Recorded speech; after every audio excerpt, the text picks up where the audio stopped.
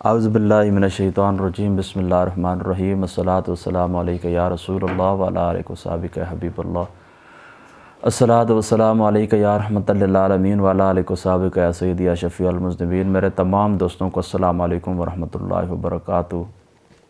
آج سے کچھ عرصہ قبل مجھے چند دوستوں کی طرف سے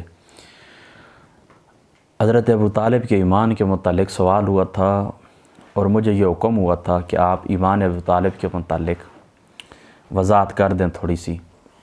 تو کچھ دیگر مصروفیات کی بنا پر اس طرف توجہ نہیں جا سکی، تو آج انشاءاللہ تعالی ہم گفتگو کرنے لگیں ایمان ابو طالب کے متعلق۔ تو میں آپ کو طریقہ کار سمجھا دیتا ہوں کہ ہم اس طرح کریں گے کہ ہماری جو یہ گفتگو ہے اس کی ٹوٹل 4 نشستیں ہوں گی۔ پہلی 2 نشستوں کے اندر میں 9 دلائل ذکر کروں گا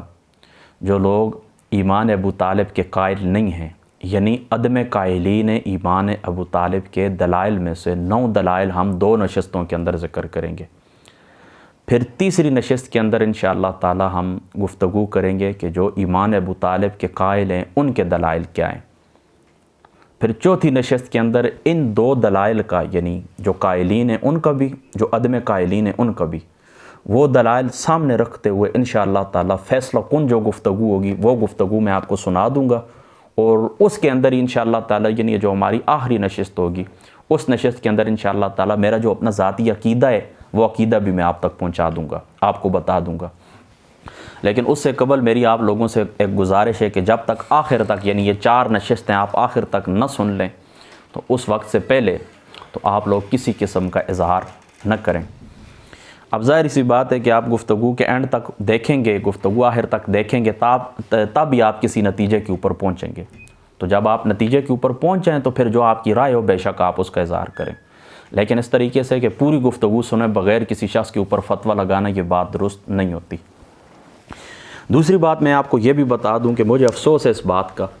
کہ دیکھیں اللہ تعالیٰ نے قرآن پاک کے اندر یہ جو امت ہے نبی پاک صلی اللہ تعالیٰ علیہ وآلہ وسلم کی، اس امت کا اللہ تعالیٰ نے ایک وصف بیان فرمائے اعتدال، کہ یہ درمیانی راہ چلنے والے ہیں، درمیانی راستے کے اندر چلنے والے ہیں۔ تو جس طرح باقی معاملات کے اندر غلو ہوا ہے، یعنی ایک لوگ ایک طرف چلے گئے، ایکسٹریمسٹ ہو گئے ہیں، انتہا پسند ہو گئے ہیں، ایک طرف چلے گئے، دوسری لوگ دوسری انتہا کے اوپر چلے گئے، درمیان کے اندر جو راستہ تھا اس راستے کو چھوڑ دیا، یعنی جو اللہ تعالیٰ نے وصف عطا فرمایا تھا، بیان کیا تھا اعتدال والا، اس اعتدال والے راستے کو چھوڑ دیا، انتہا پسند ہو گئے۔ اس معاملے کے اندر بھی جو قائلین ہیں ایمان ابو طالب کے انہوں نے بھی بعض معاملات کے اندر غلو کیا ہے، اور جو عدم قائلین ہیں انہوں نے بھی بعض معاملات کے اندر غلو کیا ہے۔ تو اس طرح نہیں ہونا چاہیے۔ تو ہم انشاءاللہ تعالیٰ دونوں کو دلائل ذکر کرنے کے بعد جو درمیانی رائے انشاءاللہ تعالیٰ ہم اس کو متعین کریں گے۔ تو اب وہ جو 9 دلائل ہیں ان میں سے پہلی دلیل کی طرف آتے ہیں۔ دیکھیں اللہ تعالیٰ قرآن پاک کے اندر فرماتا ہے بسم اللہ الرحمن الرحیم، اِنَّكَ لَا تَهْدِي مَنْ أَحْبَبْتَ وَلَكِنَّ اللَّهَ يَهْدِي مَنْ يَشَاءُ وَهُوَ أَعْلَمُ بِالْمُهْتَدِينَ۔ اللہ تعالیٰ فرماتے ہیں میرے محبوب، سونے محبوب صلی اللہ تعالیٰ علیہ وآلہ وسلم، آپ جسے دوست رکھتے ہیں اس کو ہدایت دینا آپ کے ذمہ نہیں ہے، ہدایت ہم دیں گے، ہدایت کا نور، ایمان کا نور دل کے اندر یہ ہم پیدا فرمائیں گے۔ میری بات آپ سمجھ گئے؟ یہ آیت کیوں نازل ہوئی، اس کا پس منظر کیا ہے، اس کا شان نزول کیا ہے؟ امام نووی رحمۃ اللہ تعالیٰ علیہ آپ شرح مسلم کے اندر لکھتے ہیں، اور صاحب مدارک التنزیل لکھتے ہیں، فرماتے ہیں اجمع المفسرون انہا نزلت فی ابی طالب، کہ یہ جو آیت ہے فرماتے ہیں اس بات کے اوپر اجماع ہے۔ امام نووی نے لکھا ہے شرح مسلم کے اندر، اور صاحب مدارک التنزیل نے لکھا ہے، فرماتے ہیں اس بات کے اوپر اجماع ہے کہ یہ آیت ابو طالب کے متعلق نازل ہوئی ہے۔ یہ آیت کس کے متعلق نازل ہوئی؟ ابو طالب کے متعلق نازل ہوئی۔ اب آتے ہیں اس کی تفسیر میں، اب دوسری دلیل ذکر کرنے لگا ہوں۔ دیکھیں حضرت ابو ہریرہ رضی اللہ تعالیٰ عنہ آپ اس حدیث پاک کے راوی ہیں، یہ روایت صحیح مسلم کے اندر بھی موجود ہے، اور یہ روایت جامع ترمذی شریف کے اندر بھی موجود ہے، کہ نبی پاک صلی اللہ تعالیٰ علیہ وآلہ وسلم نے فرمایا کہ ابو طالب جب ان کا وقت وفات آیا تو حضور علیہ السلام حضرت ابو ہریرہ فرماتے ہیں کہ ان کو کہنے لگے کہو لا الہ الا اللہ، یعنی کلمہ پڑھ لیں تاکہ میں قیامت کے دن اللہ تعالیٰ کی بارگاہ کے اندر تمہاری گواہی دے سکوں، تمہاری سفارش کر سکوں، تمہاری حجت بیان کر سکوں۔ اس پر وہ کہنے لگے اگر مجھے قریش کے عار دلانے کا ڈر نہ ہوتا، کیا عار دلاتے؟ یعنی وہ یہ کہتے کہ تم اپنے جو آبائی تمہارا دین ہے تم نے اس کو چھوڑ دیا آگ کے ڈر سے، آگ کی وجہ سے، موت کے ڈر کی وجہ سے تم نے کیا کیا کہ اپنے آبائی دین کو چھوڑ دیا۔ تو حضرت ابو طالب کہنے لگے اگر مجھے اس کا ڈر نہ ہوتا تو میں کیا کر لیتا، آپ کی آنکھیں ٹھنڈے کر لیتا۔ تو اس پر اللہ تعالیٰ نے یہ آیت نازل فرمائی، کیا انک لا تہدی من احببت ولکن اللہ یہدی من یشاء، کہ آپ کے ذمہ ہدایت دینا نہیں ہے، ہمارے ذمہ ہدایت دینا۔ تو امام زجاج کیا کہتے ہیں، امام نووی نے کیا لکھا ہے کہ اجماعاً یہ بات ہے، اجماعاً یہ بات اجماع سے ثابت ہے، یعنی یہ آیت ابو طالب کے متعلق نازل ہوئی۔ یہ دو باتیں ہو گئیں، دو دلیلیں ہو گئیں۔ اب دیکھیں اللہ تعالیٰ فرماتا ہے ما کان للنبی والذین آمنوا ان یستغفروا للمشرکین ولو کانوا اولی قربی من بعد ما تبین لہم انہم اصحاب الجحیم، کہ دیکھیں اللہ تعالیٰ فرماتا ہے ایمان والوں کی، نبی کی اور ایمان والوں کی یہ شان ہی نہیں ہے کہ وہ مشرکین کے لیے استغفار کریں۔ وہ کیا کریں؟ مشرکین کے لیے استغفار کریں۔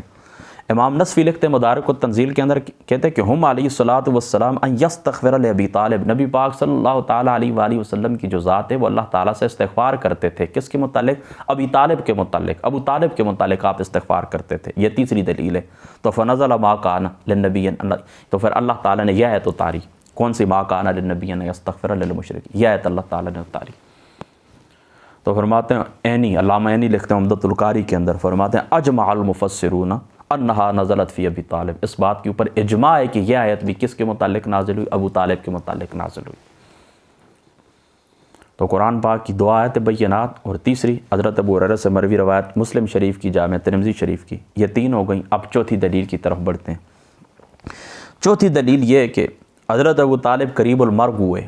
یعنی وقت وفات آیا، تو حضور نبی پاک صلی اللہ تعالیٰ علیہ وآلہ وسلم کی جو ذات اقدس ہے آپ ان کے پاس آئے،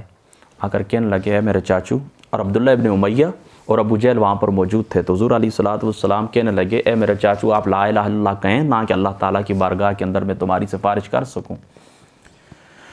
تو عبداللہ ابن امیہ اور ابو جہل یہ کہنے لگے، یہ لفظ بھی ابو جہل زبان کے اوپر چڑھا ہوا ہے بچپن سے، ابو جہل صحیح لفظ ہے، بہرحال معافی دے دینا۔ تو وہ کہنے لگے کہ کیا تم عبد المطلب کے دین سے اغراض کرتے ہو، ان کو چھوڑتے ہو؟ وہ مسلسل یہی کہتے رہے، حضور علیہ الصلوۃ والسلام کیا کرتے رہے؟ آپ ان کو دعوت دیتے رہے، یہاں تک کہ آخری بات جو ابو طالب نے کہی وہ کیا تھی؟ میں عبد المطلب کے دین کے اوپر قائم ہوں۔ تو نبی کریم صلی اللہ تعالیٰ علیہ وآلہ وسلم کی جو ذات اقدس ہے، تو انہوں نے فرمایا میں جب تک منع نہیں کیا جاؤں گا میں آپ کے لیے استغفار کرتا رہوں گا، یہاں تک کہ پھر اللہ تعالیٰ نے یہ آیت اتار دی، کون سی؟ یہ جو میں نے پہلے پڑھی، ما کان للنبی ان یستغفر والذین آمنوا ان یستغفر للمشرکین، یہ آیت اللہ تعالیٰ نے اتار دی۔ تو یہ روایت موجود ہے نا، بخاری شریف کے اندر بھی موجود ہے، مسلم شریف کے اندر بھی موجود ہے، سنن نسائی کے اندر بھی موجود ہے، اور یہ ہماری بنیادی اصول کی کتابیں ہیں۔ اور اس حدیث پاک کے جو راوی ہیں یہ حضرت سعید ابن مسیب ہیں، اور یہ عظیم تابعین میں سے ہیں، جلیل القدر تابعین میں سے ہیں۔ میری بات آپ سمجھ گئے؟ یہ چار دلائل ہو گئے، کس کے؟ جو لوگ عدم ایمان کے قائل ہیں کہ آپ ایمان نہیں لائے تھے، ان کی یہ چوتھی دلیل ہے۔ اچھا یہاں پر میں آپ چھوٹی سی بات کرنے لگا ہوں، دیکھیں میں نے آپ کو پہلے بتا دیا کہ میں اپنے کومنٹس نہیں کروں گا، جو دلائل ان کے ہیں وہ بھی ایمانداری سے، جو دلائل ان کے یعنی جو قائلین ہیں وہ بھی ایمانداری سے ذکر کروں گا، آخر میں جو میرا اپنا ذاتی رجحان ہے وہ میں بیان کر دوں گا۔ اب چونکہ یہ ان کی مضبوط دلیل ہے میں نے ذکر کر دی ہے، اب یہاں پر میں چھوٹی سی بات صرف کرنے لگا ہوں، اور یہ میرا سوال صرف علماء سے، میری جو عوام میرے بہن بھائی میری گفتگو سن رہے ہیں وہ میرے مخاطب نہیں ہیں، میں صرف علماء سے یہ کہتا ہوں کہ یہ جو آیت ہے یہ جو حدیث پاک میں نے پڑھی ہے بخاری شریف کی سعید ابن مسیب والی، کہ یہ اس جو حدیث پاک کے اندر، اس روایت کے اندر جو اس آیت کا شان نزول بیان ہوا ہے، اس سے تو یہ ثابت ہوتا ہے کہ حضرت عبد المطلب وہ بھی ایمان نہیں لائے تھے، یعنی وہ بھی نعوذ باللہ مشرک تھے۔ یعنی اس روایت سے تو یہ ثابت ہوتا ہے کہ جس طرح ابو طالب کو آپ مشرک ثابت کر رہے ہیں اس روایت سے، اسی طریقے سے یہ بھی ثابت ہوتا ہے کہ حضرت عبد المطلب جو تھے حضور کے دادا جان، تو وہ بھی مومن نہیں تھے۔ حالانکہ یہ بات ہمارے اصول کے اندر شامل ہے، اصولاً ہم یہ کہتے ہیں کہ حضور علیہ الصلوۃ والسلام کے جو جد مبارک کے خواتین کی طرف سے بھی اور مردوں کی طرف سے بھی، تو حضرت آدم سے لے کر حضرت عبداللہ تک، حضرت آمنہ رضی اللہ تعالی عنہ و علیہ الصلوۃ والسلام، آپ کی ذات مقدس تک حضور علیہ الصلوۃ والسلام کے کل جو اصول ہیں آباء کرام ہیں، وہ پکے موحد، پکے مومن، پکے مسلمان ہیں، کہ حضور علیہ الصلوۃ والسلام کا جو نور مقدس تھا یہ پاک پشتوں سے پاک رحموں کے اندر ہمیشہ منتقل ہوتا رہا، اور یہاں تک کہ حضرت آمنہ رضی اللہ تعالیٰ عنہ آپ کے بطن پاک کے اندر پہنچا۔ تو اس روایت سے تو حضرت عبدالمطلب بھی مومن نہیں ہے۔ اور دوسری بات یہ ہے کہ میں ان کے دلائل ذکر کرتا ہوں، ایمانداری سے کرتا ہوں، لیکن میں یہ بات بھی کہتا ہوں کہ آپ کا قصیدہ اعلامی ابو طالب کو اٹھا کے دیکھیں، دیوان ابی طالب، یا آپ کے جتنے بھی اشعار جو بخاری شریف کے اندر بھی موجود ہے، ہماری کتب اصول کے، ہماری جو حدیث پاک کی کتب ہیں ان کے اندر، جو تاریخ کی کتب ہیں ان کے اندر، اسی طریقے سے محدثین نے جہاں جہاں پر ان کے اشعار ذکر کیے، ان اشعار سے تو یہ ثابت ہوتا ہے، شعروں سے یہ ثابت ہوتا ہے کہ حضرت ابو طالب کو کمال معرفت حاصل تھی اللہ تعالیٰ کی ذات اقدس کی، کہ جہاں پر مشرکین مکہ کیا کرتے تھے، اپنے بتوں کی عبادت کرتے تھے، ان کو اللہ کی بارگاہ میں وسیلہ ٹھہراتے تھے، وہاں پر ابو طالب حضور علیہ الصلوۃ والسلام کو بچپن میں کعبۃ اللہ کی پشت سے لگا کر اللہ تعالیٰ کی بارگاہ سے بارش طلب کیا کرتے تھے۔ تو ان کے جو اعمال ہیں زندگی بھر کے، ان کے جو افعال ہیں، ان کے جو اشعار ہیں، ان سے یہ ثابت ہوتا ہے کہ وہ پکے موحد تھے، اللہ تعالیٰ کی ذات کے وہ بڑے کامل عارف تھے۔ ہاں یہ مسئلہ ضرور میں مانتا ہوں، اس بات کو اختلاف یہ ہے کہ آخری وقت ان کے الفاظ کیا تھے، وہ ایک الگ بات ہے،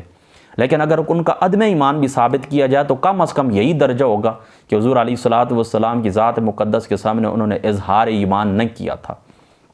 ایمان کے قائل نہیں ہوتے، حضور علیہ الصلوۃ والسلام کی ذات اقدس کے اوپر ایمان نہیں رکھا تھا۔ باقی آج تک میں نے جو کچھ پڑھا ہے، مجھے ایک روایت ضعیف سے ضعیف، کمزور سے کمزور بھی روایت ایسی نہیں ملی ہے کہ جس سے یہ ثابت ہوتا ہو کہ حضرت ابو طالب آپ نے کبھی شرک کیا ہو اللہ تعالیٰ کی ذات اقدس کے ساتھ۔ اس کے برعکس مجھے ان کے ایمان کے یعنی موحد ہونے کے کامل ہزاروں دلیلیں ملی ہیں مجھے کہ آپ اللہ تعالیٰ کی ذات کے کامل عارف تھے، خدا تعالیٰ کی ذات اقدس کے اوپر ایمان رکھنے والے تھے، مشرک کا تو سوال ہی پیدا نہیں ہوتا، شرک کا تو سوال ہی پیدا نہیں ہوتا، کسی بت کو سجدہ کیا ہو، اللہ تعالیٰ کی ذات اقدس کے ساتھ کسی کو شریک کیا ہو، ہے آپ کے پاس کوئی روایت تو مجھے بھی بتا دیں، مجھے تو نہیں ملے، پورے ذخیرہ حدیث کے اندر، کتب کے اندر کہیں پر مجھے نہیں ملا، کتب تفسیر کے اندر نہیں ملا، کہیں پر بھی نہیں ملا۔ تو یہ میرے اس حدیث پاک کے اوپر، یہ جو بخاری شریف کی حدیث پاک ہے اور جو آپ کی یعنی جو قائلین ہیں، عدم قائلین ایمان ہیں، ان کی جو بنیادی اور سب سے مضبوط دلیل ہے، تو اس کے اوپر یہ میرے بنیادی طور پر دو اعتراضات ہیں، صرف علماء کے ذمہ ہے کہ میرے دو اعتراضات کو دور کریں، آپ مجھے مطمئن کریں بخاری کی اس روایت کے اوپر کہ اس روایت سے عبدالمطلب اور ابو طالب دونوں کا مشرک ہونا ثابت ہوتا ہے، اور جبکہ ہماری جو کتب حدیث ہیں وہ اس کی مخالفت کرتی ہیں، وہ ان کے موحد ہونے کی گواہی دیتے ہیں، اس کے اوپر مجھے مطمئن کیا جائے۔ دوسری ایک بات ہے، علماء نے اس کے اوپر یہ گرفت کیا، علامہ زمخشری رحمۃ اللہ تعالی علیہ، آپ نے چونکہ معتزلی عالم تھے، آپ نے اس کے اوپر گرفت کی ہے۔ آپ فرماتے ہیں یہ آیت جو ہے نا، یہ نازل ہوئی ہے غزوہ احد کے اندر، یہ جو یعنی مدینہ طیبہ کے اندر، چلو یہ آپ ذہن میں رکھ لیں، یہ آیت مدینہ طیبہ کے اندر نازل ہوئی ہے، مدینہ طیبہ کے اندر یہ آیت پاک نازل ہوئی ہے،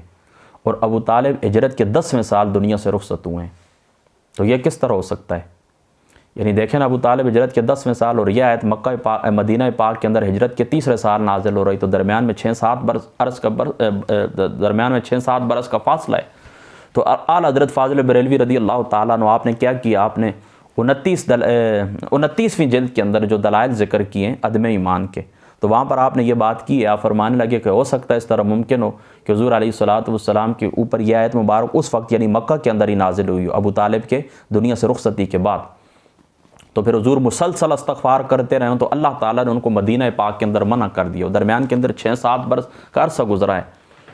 تو میں اس کے اوپر مطمئن نہیں ہوں کہ 6-7 سال تک لگاتار نبی پاک صلی اللہ تعالیٰ علیہ وآلہ وسلم آپ حضرت ابو طالب کی بخشش طلب کرتے رہے، میں اس جواب سے بھی مطمئن نہیں ہوں، لہذا میرا یہ تیسرا اشکال بھی بنتا ہے، آپ نے اس کا جواب بھی مجھے دینا ہے۔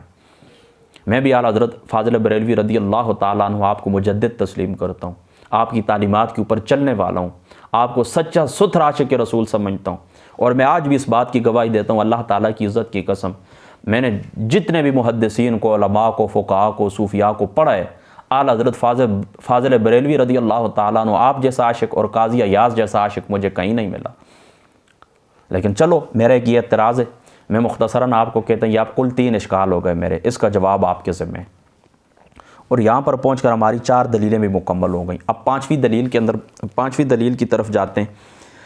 5ویں دلیل یہ کہ اللہ تعالیٰ قرآن کے اندر کہتا ہے وَهُمْ يَنْهَوْنَ عَنْهُ وَيَنْأَوْنَ عَنْهُ وَإِنْ يُهْلِكُونَ إِلَّا أَنفُسَهُمْ وَمَا يَشْعُرُونَ، کہ وہ نبی پاک صلی اللہ تعالیٰ علیہ وآلہ وسلم کی ذات اقدس سے اوروں کو روکتے ہیں اور خود رکتے ہیں۔ بس آسان سا آپ کو جو سمجھ آ جائے، وہ اس نبی سے اوروں کو روکتے ہیں اور باز رکھتے ہیں، اور خود اس پر ایمان لانے سے بچتے ہیں اور دور رہتے ہیں، اور اس کے بعد وہ خود ہی اپنی جانوں کو ہلاک کرتے ہیں اور انہیں شعور نہیں ہے۔ کیا مطلب کہ حضور علیہ الصلاۃ والسلام کے روکنے سے یہ مراد ہے کہ آپ کے اوپر جو پریشانیاں آتی ہیں، آپ حضور علیہ الصلاۃ والسلام کے اوپر جو معاملات آتے ہیں اس سے منع کرتے ہیں۔ یعنی دوسرے جو کفار مشرکین تھے حضور علیہ الصلاۃ والسلام کو جو تکالیف پہنچاتے تھے، بسم اللہ الرحمن الرحیم، اس سے لوگوں کو منع کرتے ہیں، اور آپ خود منع ہوتے ہیں۔ کس سے منع ہوتے ہیں؟ ایمان لانے سے منع ہوتے ہیں۔ امام محی السنہ آپ نے تفسیر بغوی کے اندر اور اسی طرح انوار التنزیل کے اندر آتا ہے کہ حضرت عبداللہ ابن عباس رضی اللہ تعالیٰ عنہ اور ان کے شاگرد یعنی امام اعظم کے استاد امام عطا ابن ابی رباح اور حضرت مقاتل جو مفسرین میں سے، وہ فرماتے ہیں کہ یہ آیت بھی ابو طالب کے بارے میں نازل ہوئی ہے کہ آپ لوگوں کو تو روکتے رہے حضور علیہ الصلاۃ والسلام کی ذات اقدس کے اوپر آپ یہ معاملات نہ کریں، ان کو جو تکلیفیں دیتے تو ان سے روکتے رہے، لیکن خود آپ کی ذات اقدس سے دور رہے۔ تو یہ آج کی ہماری پہلی نشست مکمل ہو گئی۔ 5 دلائل میں نے ذکر کر دیے، 5 دلائل میں نے ذکر کر دیے۔ انشاءاللہ تعالیٰ اگلی نشست کے اندر 4 مزید دلائل ذکر کریں گے۔ اللہ تعالیٰ سمجھ کی توفیق عطا فرمائے۔ السلام علیکم۔